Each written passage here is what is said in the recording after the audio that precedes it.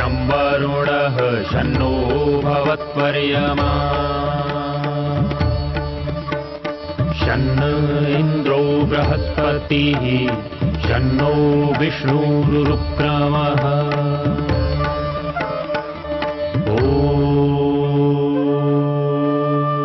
शान्ति शान्ति शान्तिः।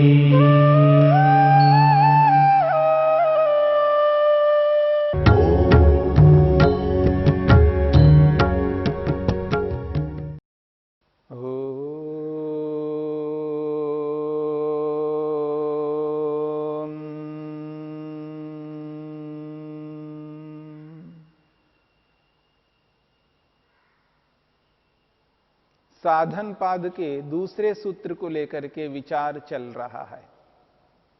समाधि भावनार्थः क्लेश तनुकरणार्थश्च। समाधि भावनार्थः, समाधि को सिद्ध करने के लिए क्रिया योग किया जाता है। और दूसरी बात कहिए क्लेश तनुकरणार्थश्च, क्लेशों को कमजोर बनाने के लिए क्रिया योग किया जाता है। महर्षि पतंजलि ने क्रिया योग का परिणाम, उसका फल दूसरे सूत्र के माध्यम से स्पष्ट करते हैं कि क्रिया योग समाधि को सिद्ध कराता है और क्लेशों को कमजोर बनाता है। इसलिए महर्षि वेदव्यास ने इस सूत्र की व्याख्या करते हुए कहा है, सह ही आसेव्यमानः समाधिं भावयति क्लेशांश्च प्रतनु करोति। वह क्रिया योग सेवन किया जाता हुआ समाधि को सिद्ध कराता है और क्लेशों को कमजोर बनाता है। और जैसे जैसे क्रिया योग को जीवन में उतारा जाता है वैसे वैसे क्लेश कमजोर होते जाते हैं। क्लेशों को कमजोर किए बिना व्यक्ति योग में आगे बढ़ नहीं सकता, इस बात पर ध्यान देना है। जो व्यक्ति योग में आगे बढ़ना चाहता है, जो व्यक्ति योगाभ्यास करना चाहता है, योग को अपने जीवन में धारण करना चाहता है, ध्यान करना चाहता है, प्राणायाम करता हुआ, प्रत्याहार को अपनाता हुआ अपने ध्यान को उचित रूप में, उत्तम रूप से संपन्न करना चाहता है, अपने आप को ईश्वर के साथ आबद्ध करना चाहता है, अपने मन को ईश्वर में लगाना चाहता है, ईश्वरीय आनंद का उपभोग करना चाहता है, ईश्वर के आनंद से आनंदित होना चाहता है, ऐसे व्यक्ति को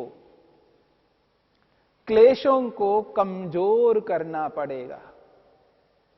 जो व्यक्ति अपने क्लेशों को कमजोर नहीं बनाता वो योग में कभी भी आगे बढ़ नहीं सकता। मेरी बात पर ध्यान देना है। बहुत सारे लोग योगाभ्यास करते हैं, योग को अपनाना चाहते हैं, योग को अपना करके योग करते जाते हैं, लेकिन योग में उनकी गति नहीं हो पाती है। ध्यान करने के लिए लाख यत्न करते हैं, लेकिन ध्यान नहीं लग पाता है। जप करना चाहते हैं, जप करते जाते हैं, परंतु जप में मन नहीं लगता। ध्यान करना चाहते हैं, ध्यान करते जाते हैं, पर उस ध्यान में मन एकाग्र नहीं होता। इसके पीछे बहुत बड़ा कारण है क्लेश। जब तक हमारे मन में क्लेश रहेंगे, और ये क्लेश उग्र रूप में रहते हैं, याद रखना।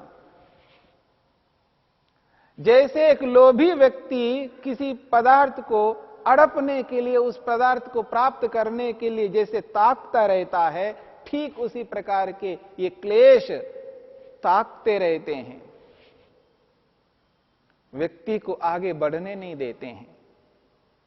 जिस उत्तम लक्ष्य को बना करके जो व्यक्ति समाधिस्थ होना चाहता है, आत्मा परमात्मा का दर्शन करना चाहता है, वह व्यक्ति इन क्लेशों के कारण से आगे नहीं बढ़ पाता है। इसलिए क्लेशों को कम करना, क्लेशों को कमजोर करना अत्यंत आवश्यक है। और एक और व्यक्ति क्लेशों को बढ़ाता जाता है, अर्थात राग को बढ़ाता जाता है, द्वेष को बढ़ाता जाता है, मोह को बढ़ाता जाता है, भय को और अधिक बढ़ाता जाता है। इन सबको बढ़ाता हुआ व्यक्ति एक ओर से ध्यान में बैठ करके अपने मन को ईश्वर में एकाग्र करना चाहता है। ऐसा संभव नहीं है। यदि ध्यान लगाना चाहता है व्यक्ति, ध्यान को ध्यान के रूप में करना चाहता है, अर्थात ध्यान के काल में अपने मन को ईश्वर के साथ जोड़ना चाहता है, ऐसे व्यक्ति को क्लेशों को देखना होगा। व्यक्ति के जीवन में इतने क्लेश हैं, उन क्लेशों के रहते हुए ध्यान कभी नहीं लग सकता। इसलिए ऐसे उन क्लेशों को कमजोर बनाना है। जब क्लेश कमजोर हो जाते हैं तो ध्यान के काल में क्लेश परेशान नहीं करते हैं, बाधित नहीं करते हैं, क्योंकि क्लेश व्यक्ति को मन को एकाग्र नहीं होने देते। जब तक मन में क्लेश प्रभावी रहेंगे, मन एकाग्र नहीं होता और वो क्लेश व्यक्ति को ऐसे कर्मों की ओर प्रवृत्त करते हैं जिन कर्मों को कर करके व्यक्ति और नीचे चला जाता है और गर्त में चला जाता है।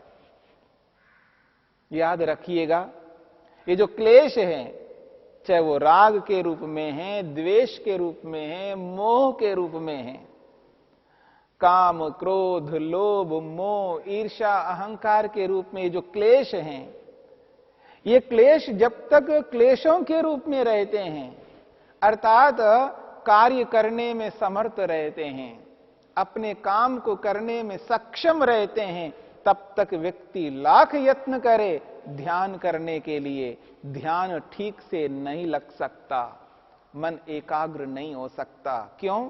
मन के अंदर ये जो क्लेश हैं वो कार्य करने में सक्षम हैं।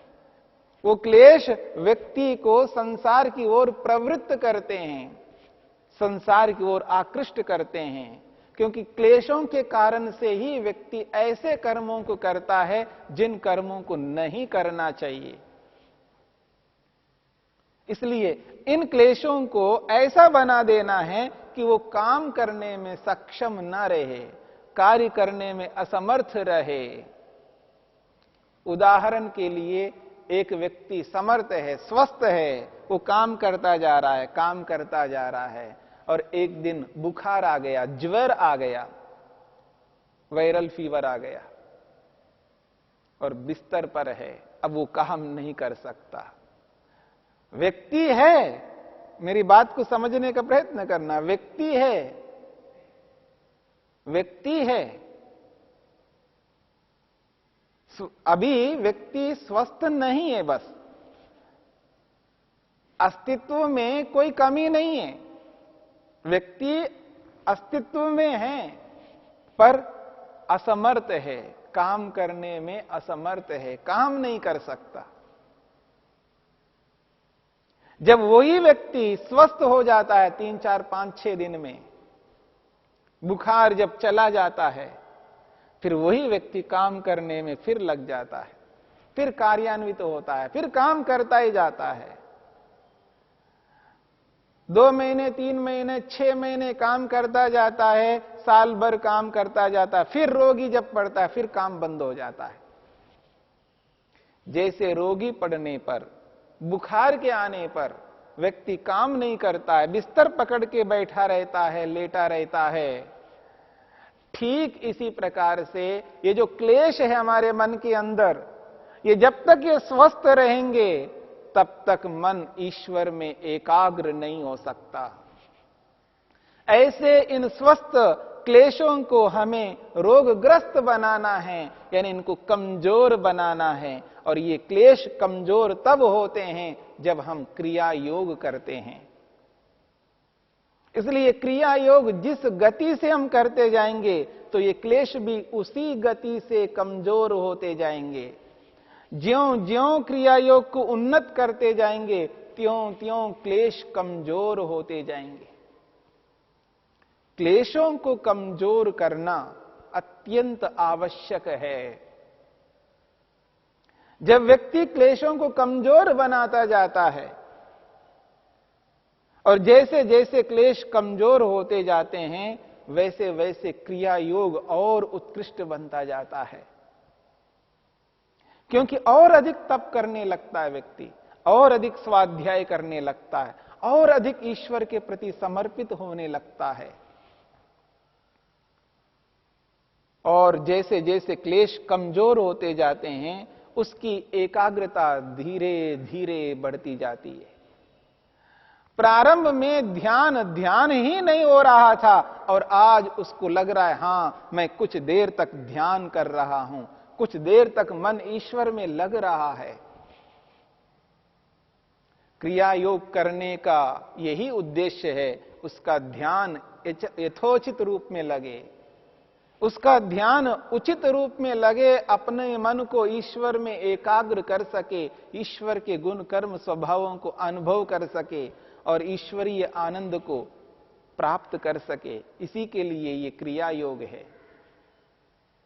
इसलिए व्यक्ति निरंतर जब क्रिया योग को अपने जीवन में उतारता जाता है, बिना नागे के निरंतर क्रिया योग को करता जाता है, श्रद्धा पूर्वक करता जाता है, विद्या पूर्वक करता जाता है, संयम पूर्वक करता जाता है, उस स्थिति में क्लेश कमजोर होते जाते हैं, कमजोर होते जाते हैं और इतने कमजोर हो जाते हैं वो अब काम करने में सक्षम नहीं रहते हैं, मानो वो अस्वस्थ हो गए हैं, रोगग्रस्त हो गए हैं। क्लेश जैसे अस्वस्थ व्यक्ति बिस्तर से नहीं उठ पा रहा है, उस स्थिति में ये क्लेश हो जाएंगे कि वो सिर उठाने के काबिल नहीं रहेंगे, वो कार्यान्वित नहीं हो सकते हैं, रोगग्रस्त हो गए हैं। यही कमजोर होना है और उनको ऐसा बनाता है क्रिया योग।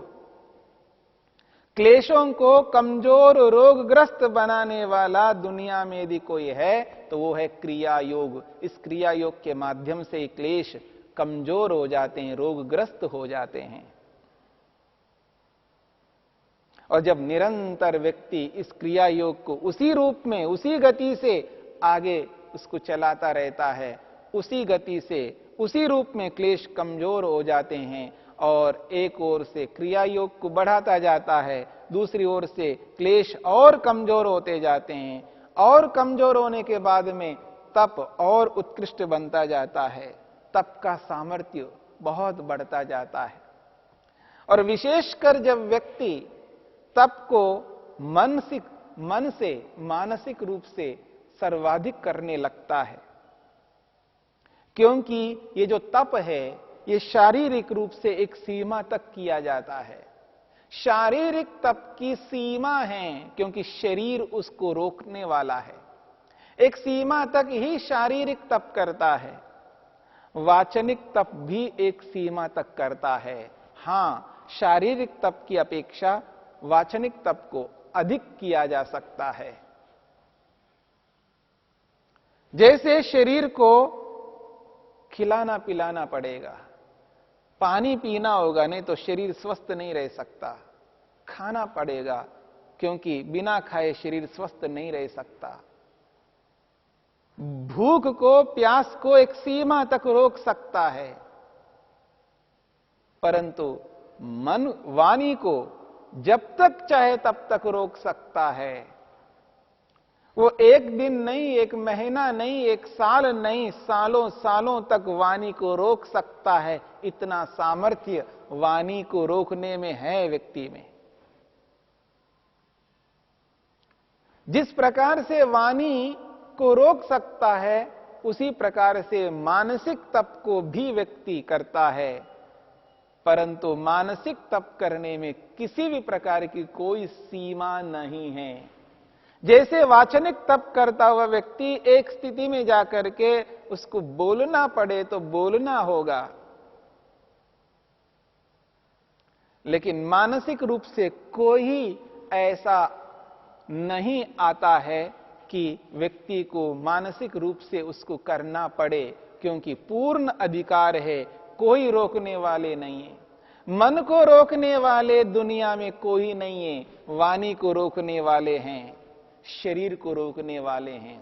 एक सीमा तक हम शरीर को रोक सकते हैं, उसके आगे नहीं रोक सकते। एक सीमा तक वाणी को रोक सकते हैं, उसके आगे नहीं रोक सकते। लेकिन मन पर किसी का नियंत्रण नहीं चलता। मन का नियंत्रण मेरे हाथ में है, मन को कोई नहीं रोक सकता।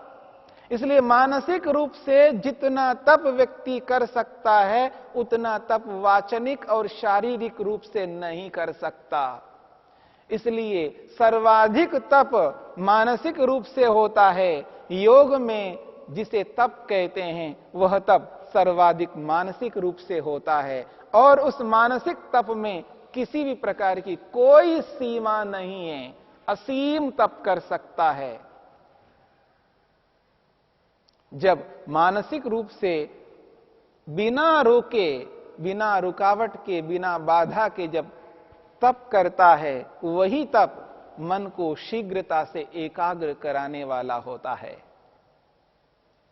क्योंकि जो आवेग है, मानसिक आवेग है, काम, क्रोध, लोभ, मोह, ईर्ष्या, अहंकार रूपी जो आवेग है, वो मानसिक है।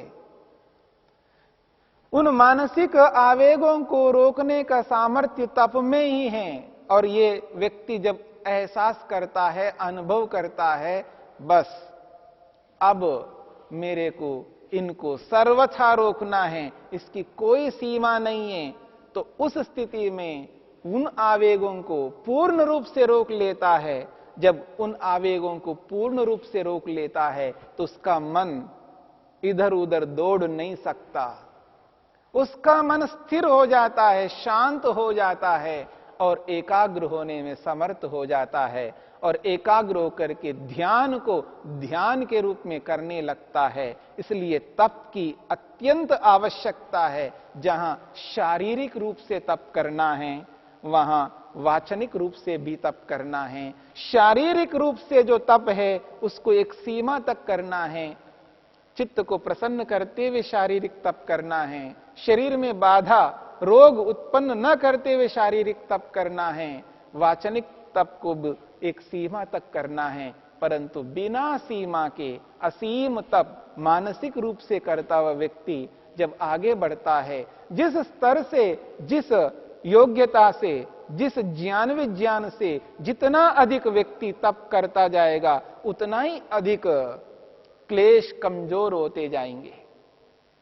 इस प्रकार से तप, स्वाध्याय और ईश्वर प्रणिधान, ये तीनों मिलकर के क्लेशों को कमजोर करते हैं।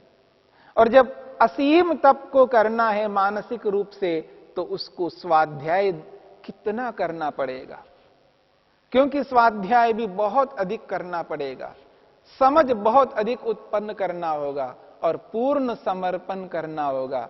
तो समर्पित पूर्ण रूप से होना और स्वाध्याय को यथोचित रूप से करते हुए असीम मानसिक तप करता हुआ व्यक्ति क्लेशों को पूर्ण रूप से कमजोर कर देता है। तब जाकर के व्यक्ति का मन ईश्वर में एकाग्र होता है। इसलिए व्यक्ति को क्रिया योग करना है।